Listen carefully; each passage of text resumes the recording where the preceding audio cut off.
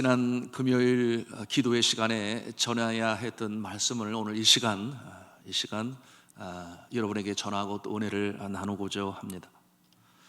현 시국의 상황이 너무나 참 답답하고 또한 견디기 어려워서 제가 산에 올라가서 3일 동안 금식하며 하나님 앞에 마치 그 모습이 어린아이가 부모에게 땡깡을 피우듯이 그렇게 주님 앞에 눈물로 간청 기도를 드렸습니다. 성탄절은 어떻게 지내야 하며 또 송구영신 예배는 어떻게 드려야 하며 비대면으로 드리라고 하니 참 이와 같은 모습이 주님 앞에 너무나 죄송스럽지 않습니까? 정상적으로 함께 모여 마음과 중심을 다해 주님 앞에 드려야 하는데 상황이 이렇게 되고 보니 너무나 답답한 마음이에요. 그러므로 주님 앞에 간절히 간구하는데 어서 속히 이 코로나의 사태가 해결되게 하여 주옵시고 일상이 회복되고 예배가 회복되고 이런 비대면 예배가 아니라 함께 모여서 예배하고 성도의 교제가 있는 그런 예배로 회복되게 하여 주옵소서. 주님 앞에 간절히 간청했습니다. 여러분, 저 한 사람의 기도가 얼마나 주님의 마음을 감동시킬 수 있는지 저는 잘 모르지만 이 아픈 마음을 가지고 기도하는 사람이 비단 저 한 사람뿐이겠습니까? 많은 주의 종들이 함께 기도하고 있는데 그 기도에 조금이라도 보탬이 될 수 있다면 하는 마음으로 기도를 드렸어요. 참으로 감사한 것은 우리 장로님들께서 또 함께 금식에 동참하시고 기도해 주셔서 너무나 감사했고, 그런가 하면 또 우리 성도님들 중에서 또 동참하시고 기도하신 분들이 있어서 너무나 힘이 되고 또 감사가 되었습니다. 하나님께서는 우리의 이 눈물의 강청의 기도를 들으시는 줄로 믿습니다. 자, 이제 오늘 본문의 말씀으로 우리가 함께 들어가기를 원합니다. 저는 지난 시간에 사도행전을 강의를 통해서 루스드라에서 복음 전해지는 모습을 함께 나누었습니다. 여러분, 루스드라에서 어떠한 일이 벌어졌습니까? 여러분, 기억이 가물가물하지요? 루스드라 선교를 감당할 때에 하나님께서 이 바울과 바나바를 통하여 날 때부터 걷지 못하는 자를 일으켜 세우시는 놀라운 역사로 일으키셨으니 그 모습을 통해서 많은 사람들이 주님 앞에 돌아오게 되는 놀라운 기적의 역사를 체험하게 되었어요. 이제 기억이 나실 겁니다. 그러니 그와 같은 모습을 보면서 사람들이 이 바울과 바나바를 그리스 신화에 나오는 이 신의 모습의 현현이다 그렇게 여겼으니, 여러분, 이 바나바는 스스신이다, 제우스 신을 말하는 거예요. 그런가 하면은 이 바울은 험의 신이다, 헤르메스라고 하는 이 제우스의 대언자의 신의 모습으로 현현하여 이 땅에 임하였다 그렇게 믿게 되니 그들이 재물을 가지고 와서 이 바나바와 바울을 섬기려고 했어요. 이와 같은 상황에서 이 바울과 바나바는 깜짝 놀랐지요. 그리고 그와 같은 모습이 잘못된 것이라는 것을 저들에게 가르쳐 주게 되니 저들의 그와 같은 이 제물을 받지 아니하고 숭배도 받지 아니하였습니다.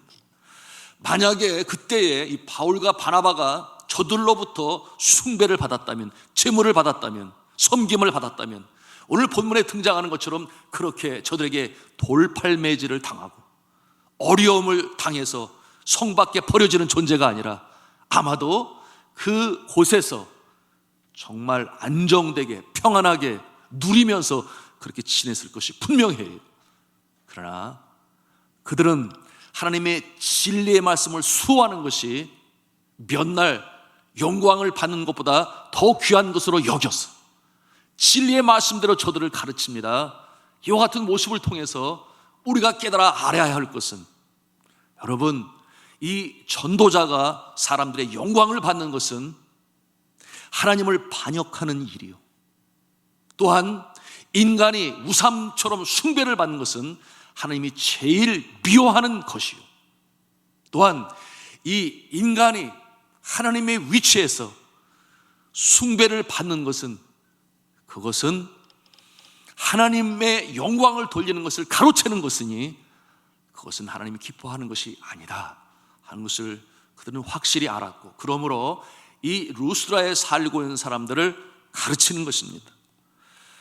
자, 그처럼 경배하는 것을 적극적으로 저지하고 그리고 말렸던 그 모습이죠. 여러분이 잠시 동안의 영광보다 진리를 소화하는 이와 같은 모습을 바라보면서 저는 여러분들에게 그렇게 부탁을 합니다. 진리를 지키시고 수호하시는 저와 여러분 되시기를 주님의 이름으로 부탁합니다. 그런데 얼마 후에 이 루스드라인들은 이고니온과 안디옥에서 몰려온 유대인들의 선동에 휘말려요. 그들의 지시에 따라서 이제는 돌로 이 바울과 바나바를 쳐서 고반 죽게 만들고 성 밖에 갖다 버렸어요. 여러분, 얼마나 이 상황이 급반전하였습니까? 그렇게 신처럼 섬기려 하다가 이제는 반대로 바뀌어서 돌로 쳐서 고반 죽게 만들어 성 밖으로 쫓은 이 모습, 여러분, 이 모습을 보면서 우리는 예수 그리스도의 모습을 생각하지 않을 수가 없어요. 예수 그리스도께서 성전에 입성하실 때에 호산나 다윗의 자손이여, 저들이 얼마나 예수 그리스도를 환대하며 환영하며 이스라엘의 왕처럼 그를 높였습니까? 그러나 금방 변하여 예수를 십자가에 못 박아라, 예수를 십자가에 못 박아라, 그렇게 그들이 급반전하지 않았겠습니까? 여러분, 무엇을 우리가 봅니까? 확실한 진리, 이 절대적인 진리의 기준이 없는 사람은 이렇게 변화무쌍한 것이에요. 상황에 따라서 그 마음이 변해가는 것입니다.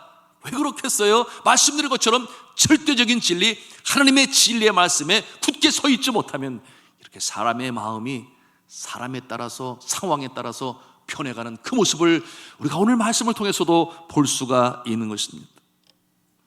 여러분, 이 모습은 과거에만 있었던 모습이 아니니 오늘 시대도 마찬가지예요. 오늘 시대를 뭐라고 말하느냐? 불확실성의 시대라, 그와 같은 표현을 합니다. 이 말이 무슨 말씀인가 하면 확고한 생각과 사고의 기준이 없다. 그와 같은 세상에서 살아요. 절대 기준, 절대 진리가 없어요. 나라에는 여러분 기강을 잡는 헌법이 있지 않습니까? 그런데 오늘날 사람들의 이 생각과 사고와 사상과 도덕에는 어떠한 기준이 불분명하니, 여러분, 이와 같은 생각 어떤 모습으로 나타나는가 하면 상황에 따라 윤리적인 판단의 기준이 바뀌어요. 이것을 상황윤리라고 그러죠. 지나간 날들 속에는 그것이 죄라 여겼는데 오늘 이 시대에는 죄가 아닌 것처럼, 심지어는 법까지 개정해 가면서 내로남불이라는 그런 말을 사용하기도 합니다만 신조어 아니겠습니까? 왜 그렇습니까? 절대적인 진리의 기준이 불분명하기 때문에 이런 상황적 윤리가 발생하지 않습니다. 그런가 하면 구원은 한 길이 아니라 여러 갈래 길이 있다, 그렇게 여기는 이와 같은 모습을 다원주의다, 그렇게 표현을 해요. 불교나 유교나 신도교나 이슬람교 모든 종교 안에도 구원에 이를 수 있다, 그렇게 믿어요. 그러니 그들의 생각이 그저 뭐로 가도 산 꼭대기 정상에 오르면 되는 것 아니냐, 그러니 모든 종교에도 구원에 이르는 길이 있다, 이렇게 생각을 하는 것입니다. 자, 이와 같은 원리의 근거에서 심지어 젊은이들 중에, 그런가 하면 지적인 사람들 중에 모든 종교에도 구원이 있으니 종교를 피차 존중해 주자, 이렇게 표현을 하는데요. 여러분, 어찌 보면 평화스럽게 들리고 야, 그거 멋있네, 이렇게 쉽게 생각할 수 있으나, 여러분, 우리가 믿음을 갖지 아니하고 진리의 말씀에 깊이 들어가 보지 않으면 그저 수박 겉핥기식으로 좋은 게 좋은 거 아니냐, 이와 같은 상황 윤리적 다원주의의 기초에서 그와 같은 생각을 갖는 것입니다. 여러분, 이 종교 간의 대화를 하자고 하는 이 천주교, 타 종교에도 구원이 있다, 그렇게 하면서 그 이유를 어떻게 설명하는가? 이렇게 설명을 합니다. 예수님은 모든 인류를 위해서 돌아가셨다. 그러므로 다른 종교에서도 선하게 살면 결국 구원을 받는다. 그런데 이 구원의 효력이 어디에 있느냐, 어떻게 이루어지는가? 예수 그리스도의 피 공로로 말미암아 구원을 받는다. 그렇게 얘기를 해요. 혼돈스럽지 않습니까? 자, 이런 내용이에요. 다른 종교를 믿어도 괜찮다. 저들이 구원을 받을 수 있는 것은 자신들이 뭘 믿느냐 그것이 아니라 착하게 살면, 선하게 살면 최종적으로 예수 그리스도의 십자가의 대속의 공로로 말미암아 저들도 구원을 받을 수 있다. 그렇게 말하는 거예요. 심지어는 성경 9절까지 얘기하고 있으니 요한복음 14장 6절에 있는 말씀이에요. 예수께서 이르시되 내가 곧 길이요 진리요 생명이니 나로 말미암지 않고는 아버지께로 올 자가 없느니라. 이것을 어떻게 해석하는가? 여하튼 어떤 종교를 믿든 결국 예수 그리스도의 보혈의 구속, 대속으로 말미암아 구원을 받는다. 이렇게 설명을 해요. 그럴듯합니까? 혼란스럽지 않습니까? 그런데 문제는 무엇입니까? 다른 종교 안에 있는 사람들이 예수를 구세주로 믿느냐 그 말이에요.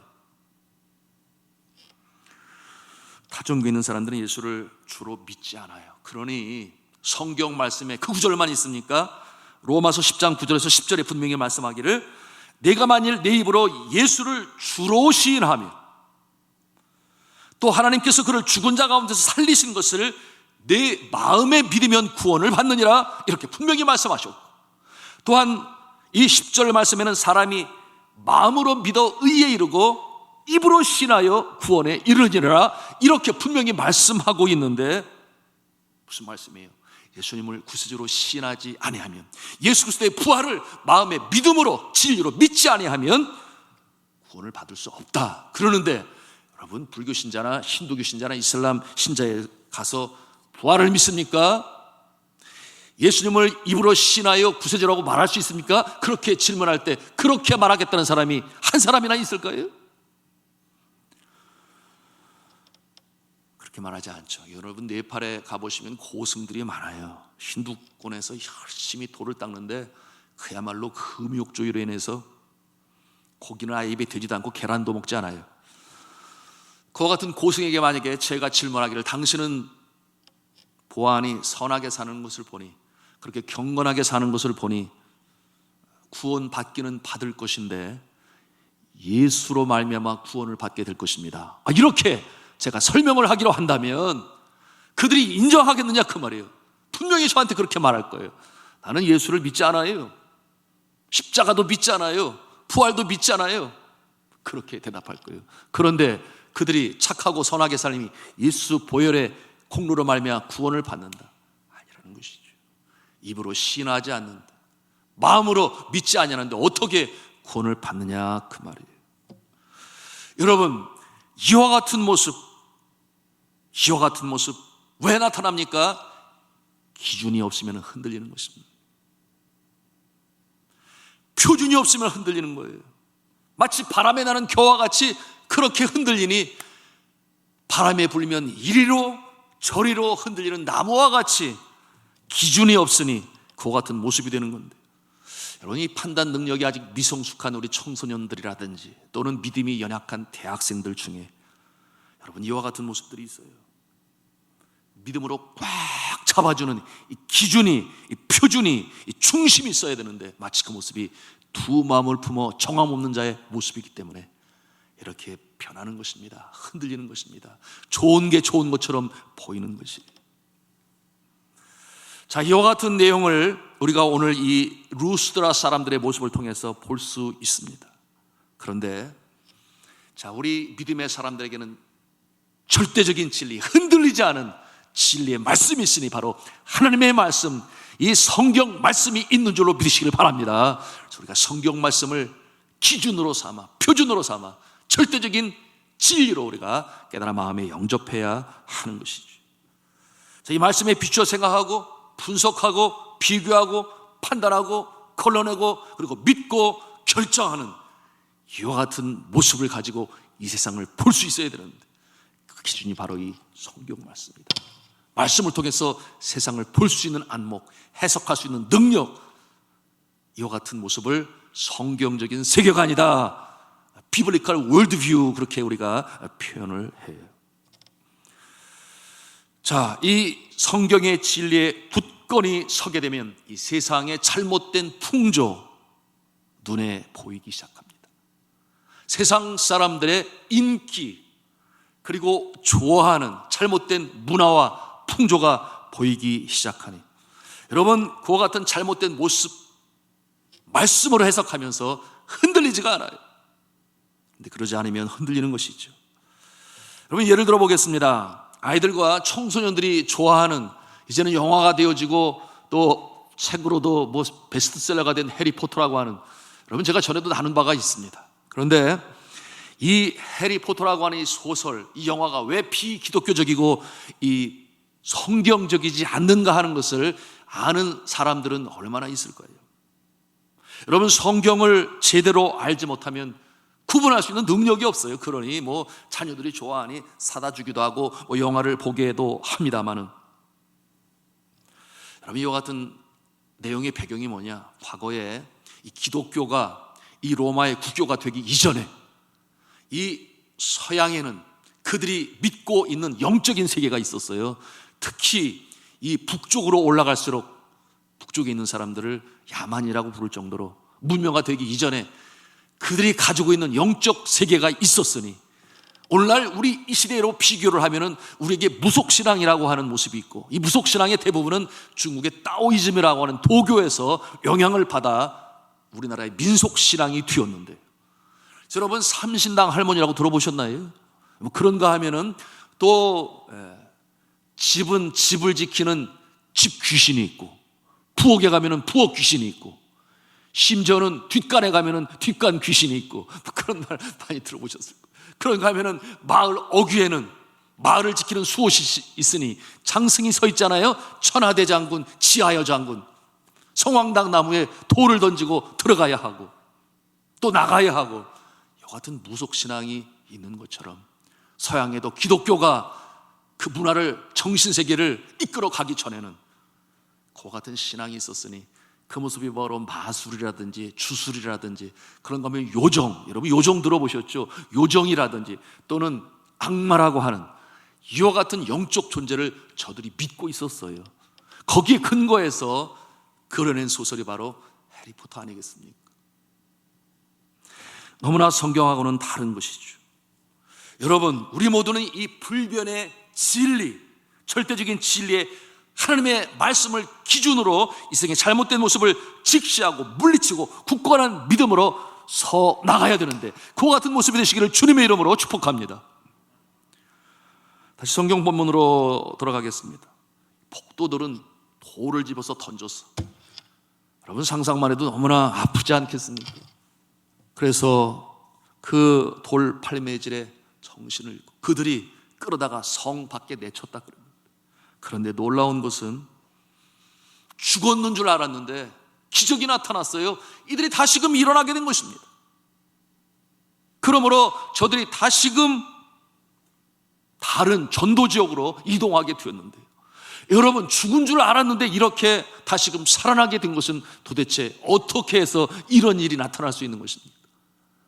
너무나 분명히 그것은 하나님께서 계속해서 쓰시고자 하시니 하나님께서 살려주셨는 줄로 믿으시기를 바랍니다.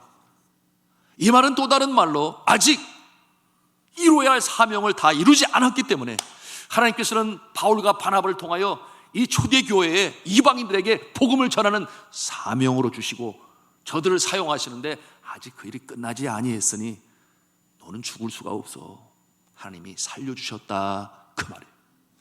여러분, 이 말씀을 통해서 우리가 무엇을 깨닫습니까? 여러분, 믿음의 사람들은 생명으로 이 땅에 보내실 때 하나님께서 사명을 주세요. 그리고 사명을 이루기까지는 하나님께서 생명도 보존하시는 것입니까? 왜 그렇습니까? 사명을 온전히 이룰 때까지 주님께서 지켜 보호하신다. 믿으시면 아멘 하시기 바랍니다. 너무나 확실한 거예요. 성경에 나오는 모든 주의 종들이 그렇습니다. 그러나 또한 역으로 생각하면 성경에 나오는 인물들 중에 세례요한, 스데반. 여러분, 오늘날 이 시대로 말하면 나치 히틀러와 대항하여 싸우다가 유명한 신학자 아니었겠습니까? 보네포라고 하는 인물이 있어요. 여러분, 그런가 하면은 이 에콰도르에서 복음을 전하다가 원주민의 창에 순교를 당한 짐 엘리엇과 같은 젊은 나이에 이 세상을 떠난 그 같은 자들의 공통점이 뭐예요? 젊은 나이에 이 세상을 떠나간 사람들은 왜 그렇게 또 일찍 하나님께서 부르셨을까요? 우리는 의아해하지 않을 수가 없습니다. 여러분, 왜냐하면 저들은 하나님께서 그의 인생을 통하여 주신 사명을 다 완수했기 때문에 하나님께서 부르신 거예요. 이것이 성경적인 관점인 것입니다. 하나님께서 그의 선하신 뜻을 이루기 위하여 이 땅에 일꾼을 보내시는데 보냄받은 자의 사명을 다 감당했으니 하나님께서 부르신 것이죠. 여러분, 이와 같은 모습은 또 예수님의 모습을 통해서 우리가 볼 수 있지 않습니까? 여러분, 예수님께서 그의 사명을 다 이루시고 주님께서 부르셨을 때에 그의 나이가 겨우 33살이라고 그랬어요. 예수님도 좀 결혼도 하시고 좀 더 오래 사시고 좀 행복하고 평안하게 이와 같은 모습으로 사시면 더 좋을 것 같습니까? 여러분, 예수님께서 이 땅에 오셔서 천국 복음으로 전하시고 백성으로 살아가는 윤리에 대해서 가르치시고 그런가 하면 병자를 고치시고 우리의 죄를 다 짊어지고 십자가에 달려 돌아가심으로 그에게 주신 사명 다 감당하시고 사망에 쏘는 것을 이기시고 부활하시고 그리고 40일 동안 제자들에게 다시금 복습을 시키셨죠. 내가 가르친 것을 다 기억하느냐? 사명을 잊지 말아라. 그리고서는 하나로 승천하셨을 때에 비록 33살이라고 하는 젊은 나이지만 이미 사명을 다 이루셨기 때문에 이제는 아픔과 슬픔과 눈물이 없는 하늘나라 본향으로 다시금 하나님께서 부르셨는 줄로 믿습니다. 너무나 확실해요. 우리가 생각해 볼 수 있습니다. 역으로 생각해 보는데, 그러면 우리 산돌중앙교회 김현정 목사는 왜 하나님께서 아직 안 부르실까요? 너무나 우스운 질문입니까? 아직 하나님께서 저에게 주신 사명을 다 이루지 못했기 때문에 하나님께서는 아직 남아있는 사명이 있다. 그래서 하나님께서 저를 부르시지 아니하신다. 이것이 성경적인 해석이다, 그 말이에요. 여러분, 나이와 상관이 없습니다. 젊어서 데려가실 수도 있고 나이 먹어서 데려갈 수도 있고 나이와 상관이 없이 나이에 연연하지 않습니다. 여러분, 이와 같은 모습은 이 땅이 우리의 영원한 본향이 아니라 잠시 머물다 갈 이 땅이요, 우리의 영원한 본향은 하늘나라 하나님의 품, 그곳에 하나님의 집이요 예비된 잔치가 있으며 영원한 안식이요 영생 복락이 있는 줄로 믿으시기를 바랍니다. 그것이 우리의 본향이다, 그 말이에요.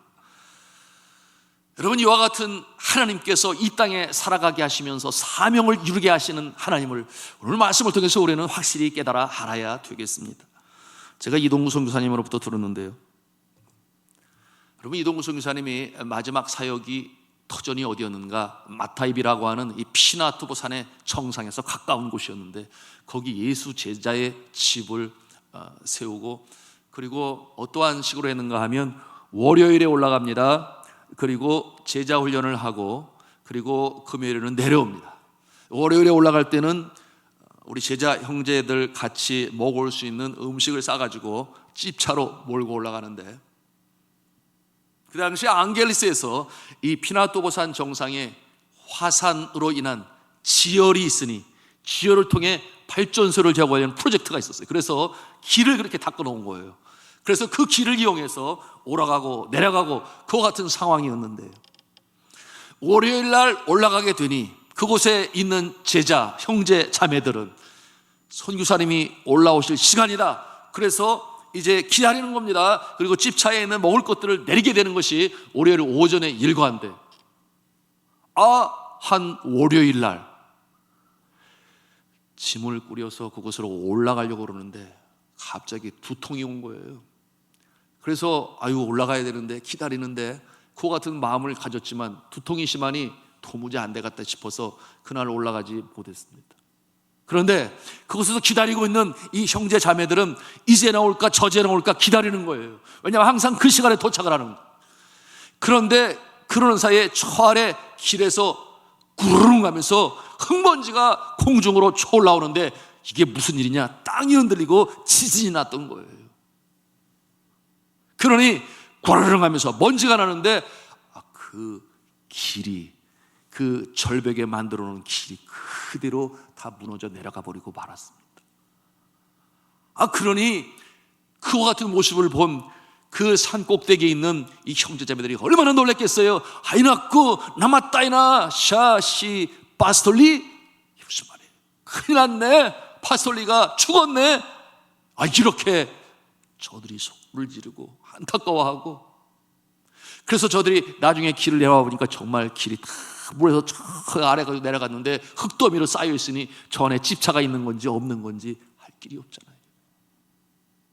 이와 같은 상황에서 그들의 마음이 놀라고 슬프고 그랬는데, 이런 내용을 알 길이 없는 이동훈 선교사님은 다음날 화요일이 돼서 두통이 가라앉으니 이제 짐을 싣고 올라가는 거예요. 올라가다 보니까 세상에 길이 끊겼어요. 지진이 나서. 또 얼마나 놀랐겠습니까?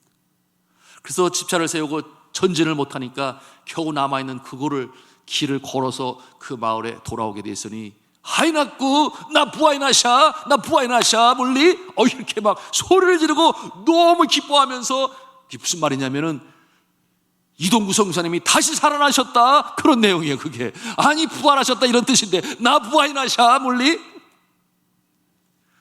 죽었던 선교사님이 다시 살아. 무슨 죽었던 아니잖아요. 그날 올라오지 아니했잖아요. 그러니 너무나 기쁘고 감사하고 감격으로 여러분 이동구 선생님을 끌어안고 기뻐했다 그랬어요. 무엇을 보여줍니까? 아직 사명이 끝나지 아니했으니, 아직 사명이 끝나지 아니했으니 하나님께서 그 상황 미리 알게 하셨어. 우리 하나님은 상황, 여건, 조건 하나님께서 친히 주관하시고 친히 돌보시면서 우리로 하여금 사명 온전히 감당하게 하시는 우리 주님이신 줄로 믿으시기를 바랍니다. 확실한 거예요. 그런데 여러분, 우리가 이 사명 감당할 때에 우리가 주님 앞에 간구해야 될 것은, 주여 내가 이 사명 감당할 수 있도록 지혜를 주세요, 권능을 주세요, 거룩을 주세요, 건강을 주세요, 이렇게 기도해야 하는데, 여러분 그러지 아니하고 주여 저에게 건강을 주세요, 우리 손주가 장가갈 때까지 저를 건강하게 해주세요, 여러분 이렇게 기도하시는 분들이 있을 것 같아요. 주여 요즘에는 보릿고개도 없고 세상이 얼마나 살기 좋은지 저 장수하게 해주세요, 잘 누리고 즐기다가 하게 해주세요. 여러분 이거는 믿음의 사람들의 기도의 모습이 아니에요. 이것은 아니에요. 그런 기도가 아니라, 주여 주님께서 나에게 주신 사명이 있으니 내가 그 사명 먼저 깨달아 알게 하여 주시고 그 사명 온전히 이루어 하나님께 영광, 나에게는 기쁨, 이웃들에게 유익을 끼칠 수 있는 사명자로 살아갈 수 있도록 저에게 건강을 허락하여 주시옵소서. 이렇게 기도하시기를 주님의 이름으로 부탁합니다. 여러분 사명을 이루기 전까지, 그 사명을 이루기 전까지 사명자는 죽지 아니한다. 누구의 말이었어요? 데이비드 리빙스톤이라고 하는 아프리카 검은 대륙의 빛으로 복음을 전한 데이비드 리빙스톤이 한 말이죠. 우리가 이 땅을 살아가다 보면 예기치 않은 일로 우리가 아플 수 있어요. 육신적으로 힘들 때 있습니다. 그러나 하나님께서는 사명자로 부르신 자는 결국 다시금 낫게 하시고 회복시키시고 건강으로 다시금 회복시키셔서 그 사명 온전히 이루게 하시는 줄로 믿으시길 바랍니다. 이와 같은 믿음을 가지고 오늘도 우리는 소망 중에 일어설 수 있어야 돼요. 다시금 성경 말씀으로 돌아갑니다. 오늘 이 말씀에 보니 이 하나님께서 살려낸 이 바울과 바나바는 상처난 육신과 아픈 몸을 이끌고 이제는 더베를 향하여 전도하러 가는데요, 흔들리지 않는 이 믿음의 모습, 이 신앙인의 모습, 끝까지 죽기까지 충성하는 이 모습을 여러분 하나님께서 계속적으로 붙잡고 가시니, 여러분 이것이 1차 전도여행의 마지막 부분인데 2차, 3차 전도여행이 아직도 남아있어요. 그런 하나님께서 건강 주시고 회복시키는 것 아니겠습니까? 여러분, 오늘 21절 말씀을 같이 읽도록 하겠습니다. 시작. 복음을 그 성에서 전하여 많은 사람을 제자로 삼고 루스드라와 이고니온과 안디옥으로 돌아가서. 아멘. 자, 여러분, 오늘 말씀해 보니 루스드라와 이고니온과 안디옥으로 돌아가기 전에 그들이 이제 그 다음 전도지에서 놀라운 역사를 일으키는 그 역사를 이렇게 보여주고 있는 것입니다. 루스드라와 이고니온과 안디옥으로 돌아가서 제자들의 마음을 굳게 하고, 이와 같은 모습은 안디옥으로 돌아갈 때 1차 전도여행을 마치고 돌아갈 때 다시금 가서 그들의 믿음을 더 강하게 세웠다 하는 내용으로 주시는 말씀이에요. 그런가 하면은 그들은 또한 이 사명을 감당할 때에 주님께서 놀라운 역사로 함께 하시니 25절 말씀을 같이 또 읽도록 하겠습니다. 시작. 말씀을 버가에서 전하고 아달리아로 내려가서, 여러분, 이 버가에 가서 계속적으로 전도를 하는 이 바울과 바나바의 모습을 우리가 볼 수 있습니다. 여러분, 이와 같은 모습을 통해서 우리가 어떠한 영적 교훈을 받습니까? 여러분, 주를 사랑하고 사모하며 나의 삶 가운데 주의 사명을 이룰 수 있도록 필요한 건강과 지혜와 능력과 권세를 허락하여 주옵소서. 이것이 간절한 기도 제목이 되고 주님 앞에 간청할 때에 주님께서 힘을 주시니 우리의 인생을 그렇게 이끌어 가심을 믿으시기 바랍니다. 여러분, 저는 선교지에서 2번 정말 생명의 위협을, 그리고 하나님이 살려주셨다라고 하는 그와 같은 경험을 가진 적이 있는데요, 여러분, 그와 같은 상황을 경험하고 나서 제 마음에 확신으로 다가온 것은, 그렇구나, 아직까지 감당해야 할 사명이 있기 때문에 살려주셨구나 하는 그와 같은 생각을 갖게 되었어요. 그와 같은 생각은 지금도 물론 마찬가지입니다.